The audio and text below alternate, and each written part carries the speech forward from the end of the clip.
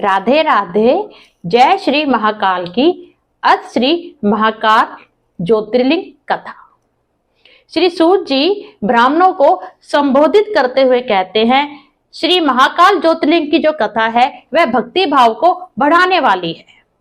उज्जैन नगर में चंद्रसेन नामक एक महान राजा हुए हैं। वह परम शिव भक्त थे और वह परम तेजस्वी राजा थे। उन्हीं राजा के शिव पार्षदों में प्रधान राजा मणिभद्र सखा हो गए।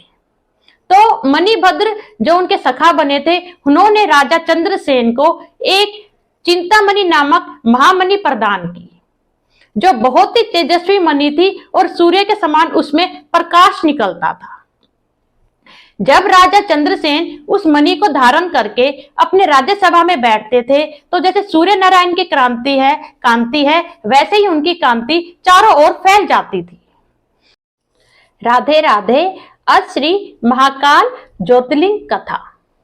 जब राजा चंद्रसेन की चिंतामणि नामक महामणि का उनके पड़ोसी राजाओं को पता चला, तो वे ईर्ष्या से जल उठे और वे सोचने लगे कि हम किस प्रकार से राजा से यह जो दिव्य चिंतामणि नामक महामणि है, इसे हम कैसे छीने। तो यह सोचकर उन सब राजाओं ने अपने एक समूह बना लिया और उज्जैन जो नगर था उसे चारों ओर से घेर लिया। जो चंद्रसेन जो राजा थे, उनका यह नियम था, वे रोज प्रतिदिन महाकाल मंदिर में भोलेनाथ की पूजा अर्चना करने जाते थे। तो जब उज्जैन नगर को उन राजाओं ने चारों ओर से घेर लिया, तब भी वह महाकाल के मंदिर में पूजा अर्चना कर रहे थे। उसी नगर में एक ग्वालिन रहती थी, जिसका 5 वर्ष का एक बालक था। वह सब पूजा पद्धति जो राजा कर रहे थे। राधे राधे। अत श्री महाकाल ज्योतिर्लिंग कथा। राजा चंद्रसेन जब महाकाल जी की पूजा अर्चना कर रहे थे, तो एक 5 वर्ष का ग्वालिन का बालक जो विधवा थी, वह पूजा देख रहा था।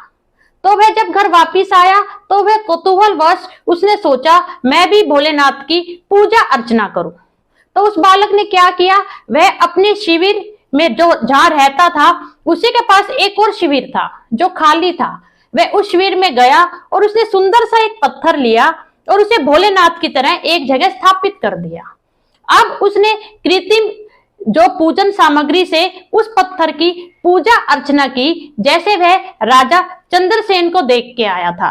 उसने कृतम नैवेद्य अर्पित किए, कृतम ही उसने अक्षत अर्पित किए भोलेनाथ को, और फूलों से उस सुंदर पत्थर को सजा दिया और बारंबार हर हर महादेव। राधे राधे। अत श्री महाकाल ज्योतिर्लिंग कथा। जब वह बालक महाकाल की पूजा कर रहा था, थोड़ी देर बाद उसकी माता आती है और उसे बोलती है, पुत्र भोजन तैयार है, चलो अब भोजन करेंगे।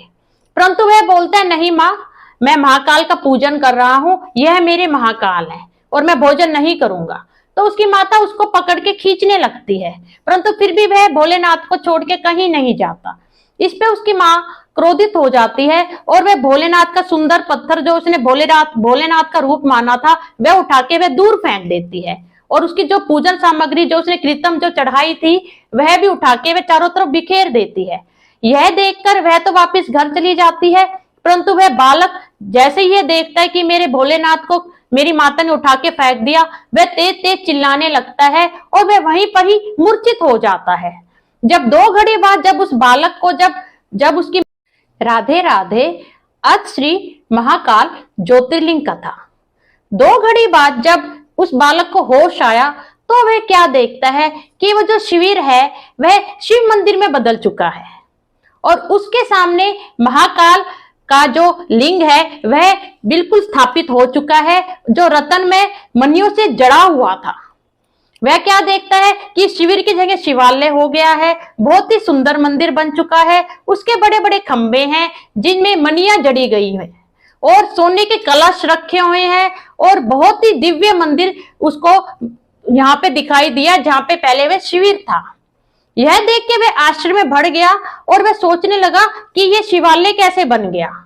इतने में वह क्या देखता है, जो महाकाल है, जो उसने पत्थर जो बनाया था, उस पर जो उसने कृत्रिम सामग्री चढ़ाई थी, वही सामग्री उस शिवलिंग पे चढ़ी हुई है। तो वह समझ जाता है कि ये भोलेनाथ ने ही राधे राधे। अथ श्री महाकाल ज्योतिर्लिंग कथा। जब वह बालक अपनी चढ़ाई हुई सामग्री उस महाकाल के शिवलिंग पर चढ़ी देखता है तो वह समझ जाता है कि अवश्य ही भोलेनाथ ने उस पर कृपा की है और वह सूर्यास्त तक वहां रहता है, उनकी पूजा अर्चना करता है और फिर वह अपने शिविर की ओर हो लेता है। जब वह अपने शिविर की तरफ देखता है तो वह हैरान रह जाता है। उसकी शिविर की जगह वहां पे महल बन चुका था और जब वह अंदर जाता है तो वह देखता है सारे सुख साधनों से संपन्न वह महल था और अंदर उसकी माता सभी अलंकारों से सुशोभित थी और एक देवांगना की तरह सुंदर रूप में परिवर्तित हो चुकी थी। और जब वह देखता है उसकी माता निद्रा के अधीन थी तो वह अपनी माँ को झकझोर के उठाता है, माता उठो। जैसे उसकी माता देखती है उठ के तो वह हैरान रह जाती है और वह उसी क्षण समझ जाती है कि भोलेनाथ ने उसके ऊपर और उसके पुत्र के ऊपर राधे राधे। अथ श्री महाकाल ज्योतिर्लिंग कथा। जब वह बालक अपनी माता को उठाता है तो वह उसी क्षण समझ जाती है भोलेनाथ ने उस पे और उसके पुत्र पे अति कृपा की है और वह राजा को सूचना भिजवाती है कि भोलेनाथ का सुंदर शिवालय उसके पुत्र के पूजा के प्रभाव से बन चुका है और वह यहाँ आकर उसका दर्शन अवश्य करे। राजा अपने सारे काम निपटाकर अपने पुरोहित और मंत्रियों के साथ जब वहां आता है तो वह भी देख के हैरान रह जाता है और वह बारंबार अब उस बालक को सब प्रशंसा करते हैं और वह रात्रि एक क्षण की भांति निकल जाती है और बहुत बड़ा उत्सव मनाया जाता है। जब जो राजा जिन राजाओं ने उनकी उज्जैन नगर को चारों ओर से घेरा होता है उन्हें भी उनके गुप्तचरों के द्वारा यह सूचना दी जाती है तो वे डर जाते हैं कि इस राजा पे, यहाँ के राजा पे। और राधे राधे। अथ श्री महाकाल ज्योतिर्लिंग कथा।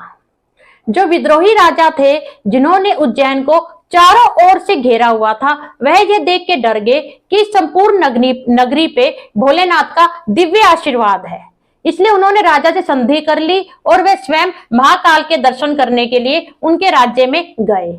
सबने उस दिव्य नंद गोप बालक को बहुत से उपहार भेंट किए। जब यह उत्सव हो रहा था तभी वहां हनुमान जी प्रकट हुए और उन्होंने बोला, इस दिव्य बालक की ही 8वीं पीढ़ी में नंद नाम के गोप प्रकट होंगे जिनके यहाँ स्वयं नारायण जी पुत्र के रूप में श्री कृष्ण नाम से आएंगे और यह जो बालक है इसका श्रीकर नाम से पूरे विश्व में ख्याति होगी। जय श्री महाकाल की।